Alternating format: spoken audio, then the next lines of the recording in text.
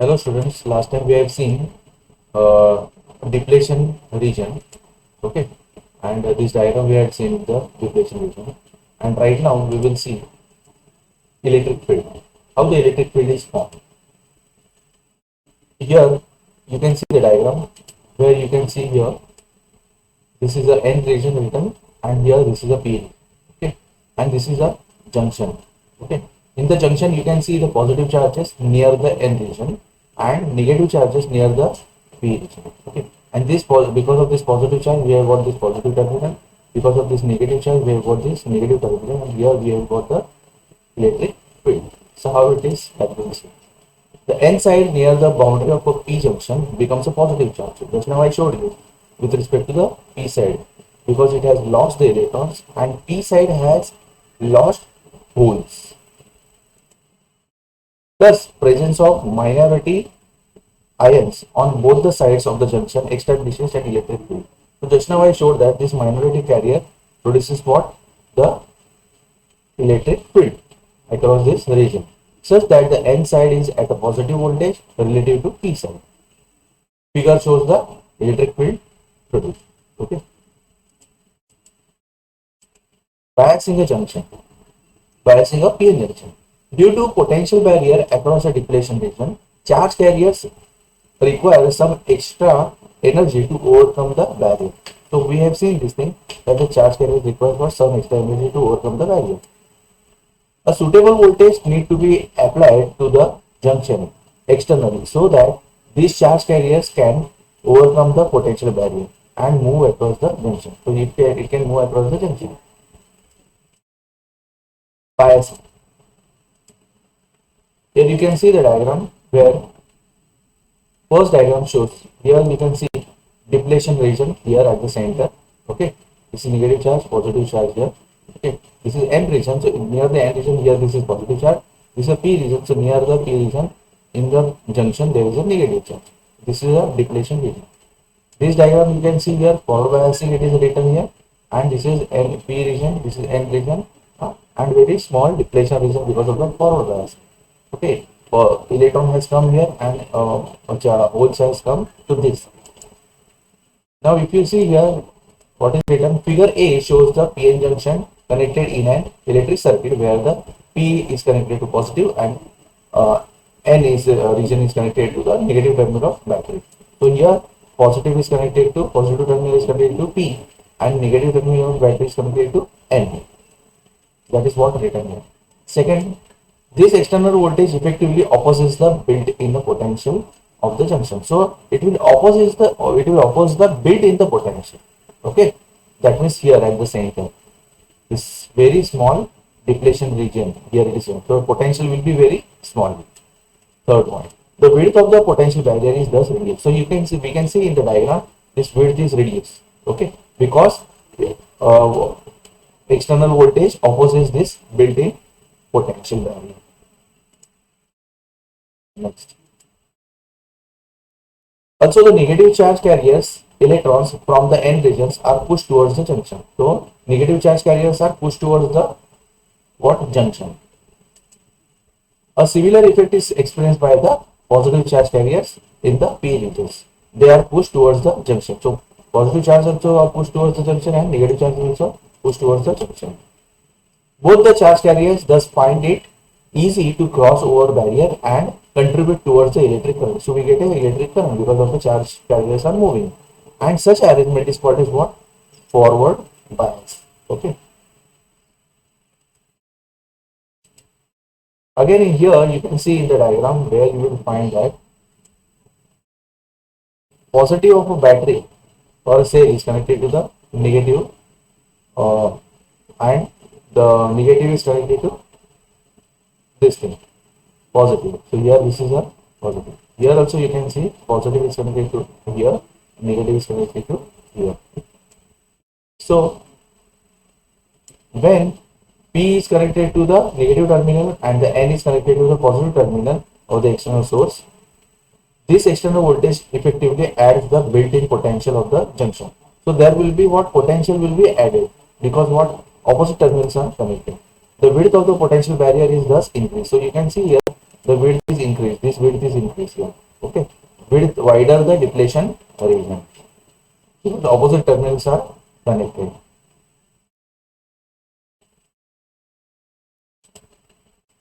Here you can see this is the N region.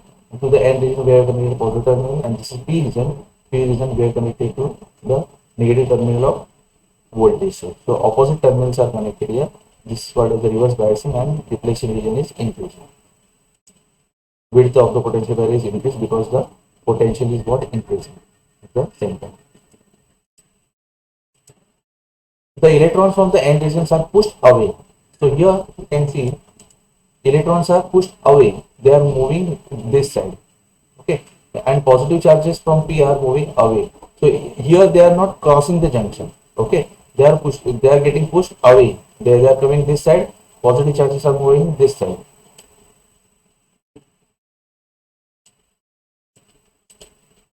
Both the charge carriers are thus find it very difficult to cross the junction. They cannot cross the junction because they are getting pushed away. Such arrangement is called as what? Reverse bias. Okay. Positive of a battery is connected to the N of a diode, negative of a diode, and negative of a battery is connected to the positive terminal of a diode. Therefore, when used in forward bias, it allows a large current to flow. This current is normally of the order of milliampere. A reverse bias PN junction, on the other hand, carries the very small current. PN junction can be thus used as a one-way switch, and it conducts easily in the forward bias, and it acts as the open switch in the reverse bias. Features of depletion region. Now we have seen the depletion region where there is a depletion of charge carriers. Free charge carriers are not there, not present. It is formed by the diffusion of electrons from N region to the P region. This leaves the positively charged ions in the N region. So when the electron is going from N region to P region, so in N region, what will remain there? Positive charges. The P region accumulates the electrons. In P region, what comes? Electron comes, and N region accumulates the holes. So in P region, P region has now electrons, and N region has what? Holes. Third, the accumulation of charge carriers on either side of the junction results in the forming of a potential barrier. So because of this charge carriers, there forms what? Potential barrier, and prevents the flow of current. So it prevents the flow of charges because of what? Potential barrier. Fourth, there are no charges in this region. So in depletion region, there are no free charges that we have already mentioned. The depletion region has higher potential on the N side and lower potential at the P side. This is also we have seen. Now next, PN junction diode. Now here the PN junction diode is how that in the figure you can see. This is a PN junction. Okay, this is P positive side, this is negative side. Here you can see symbol PN, and here this same diagram here. This is a symbol. This is the anode means positive, and this cathode is negative. So this one single line is N negative, and this is triangular shape. You can see this is a positive anode. Diode is a device with two electrodes. Figure shows the circuit. The arrow indicates that the direction of conventional. So whenever there is an arrow, that will show the direction of conventional current. P side is called as anode, and N side is called as a cathode. The positive terminal of the external voltage is connected to the anode. This is the anode, and negative is connected to the cathode. That is called as the forward bias. Carriers find it easy to cross over the junction in forward bias and contributes the current. You can see your diagram, 3D diagram. Here this is N side, P side. N is connected to negative of battery, P is connected to positive. Here there is a built-in electric field. Convention current goes this way. Okay, from positive to negative, electron goes this way, and here you can see width is reduced, and they are pushed towards the junction. They are crossing the junction and gain the extra energy. The current is large and is of the order of milliampere. IV characteristics you can see for the forward bias. Here you can see the diagram where this is a current y-axis. On the x-axis, this is a forward voltage. Here we are increasing the voltage 0.1, 0.2. For 0.2 here 2 milliampere. Okay. Then 0.3, 0.4, 3 milliampere. 0.5, 0.6, 0.7, here 4 milliampere nearly or nearly 3.5, and after 0.7 you can see the current is increasing. This is 4, here 6, 8, 10. So after 0.7 it is increasing. Okay, and at 0.7 it is showing a sudden rise, that is called as a knee voltage. So that this point is called as knee point, and the voltage at this point is called as knee voltage. So this is written knee. So 0.7 is a knee voltage. IV characteristic of forward bias, initially the current is very low and there is a sudden rise in current. So there is a sudden rise in current, we can see from this. The point is called as knee point and the voltage is called as knee voltage, and this knee voltage is 0.7 volt for silicon and 0.3 for germanium. IV characteristics for forward bias, FB for forward bias, diode becomes a short circuit here above this knee point. Suppose if the voltage is increased above the knee point, this above, so it will act as a short circuit and it can conduct a very large current. So current will be very less. See here 4, 6, 8, 10 that I have showed you. Resistors are therefore used in series with the diode. So for reduce the current, we are using a resistors in series to limit the current. If the current through the diode exceeds this specific value, then what will happen? The diode can, there will be physical damage to this diode. Reverse bias. Positive terminal is connected to the positive of battery is connected to the negative of diode, and negative of battery is connected to the positive of diode. You can see here figure, display here, negative connected to positive and positive connected to negative.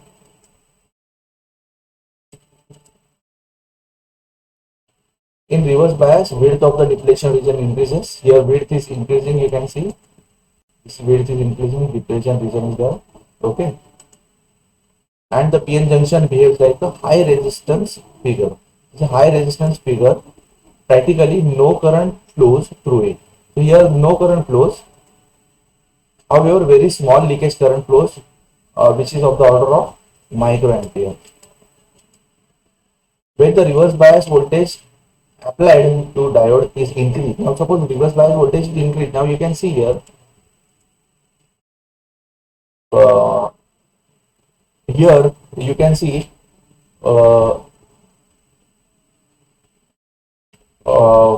here this current voltage is increasing here.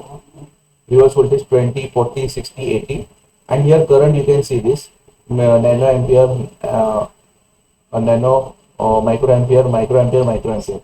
As the voltage is increasing, okay, here see this, and here there is a breakdown after 80. This is reverse voltage. There is a breakdown. Okay. When the reverse voltage is applied to a diode is increased to sufficiently large value, it causes a PN junction to overheat. So there will be overheating because of the reverse voltage is increased. The overheating of the junction results in the sudden rise in current through the diode. So there will be sudden rise in current. I showed you here. Here is a current is rising here. Okay. It is from 10 microampere, 100 microampere, 1 milliampere. It is a sudden rise because of the overheat. IV characteristics of the same. This is now there is certain rise in current. Why? Because this is because the covalent bonds break. Covalent bonds break and large number of carriers are available. Now covalent bonding between the electrons in the atom that breaks and electrons are available for the carriers are available for the conduction. Diode thus no longer behaves like a diode. So it is not behaving like a diode. This effect is called as a avalanche breakdown. So here it is written avalanche breakdown. Now static and dynamic resistance.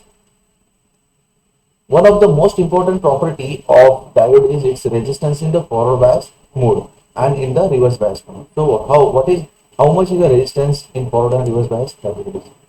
Figure shows the characteristics. It offers a zero resistance in forward bias. So you can see here zero resistance in the forward bias. Okay, current is large. Yes, you can see the current is large. And infinite resistance in the reverse bias. This we know very well. In the reverse forward bias, current flows, it conducts, and in reverse bias, current is very small. Static and dynamic resistance. IV characteristics of forward bias diode is used to define two of its resistances. One is static and second is DC, static is called as DC resistance, and second is dynamic resistance. So we have two resistances, static and dynamic resistance. This is what forward bias. Static resistance, we will see how what it is. When the PN junction diode is forward bias, now suppose the junction diode PN junction is forward bias, it offers a definite resistance in the circuit. So it will give what a definite, not very large resistance. This resistance is called a static or DC resistance. Okay, it is a small, not a big resistance. The RG is V upon R. So you can see in the diagram, we have taken this V and this is R. We have taken V and R. The DC resistance of a diode is the ratio of DC voltage across diode and DC current flowing through it.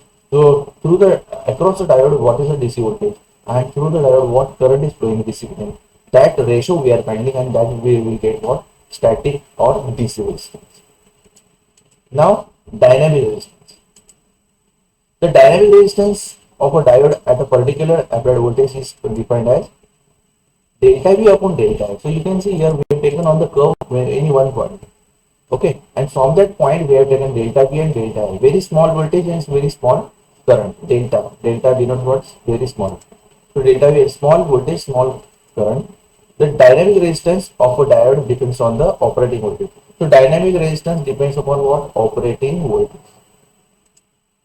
It is reciprocal of the slope of the current. Now here you can see on the y-axis we have I, on the x-axis we have voltage. So if we find a slope, we will get I upon V. Okay, but we want what? V upon I. So once we get slope I upon V, and if we take a reciprocal of that, we will get V upon I, that will be the resistance.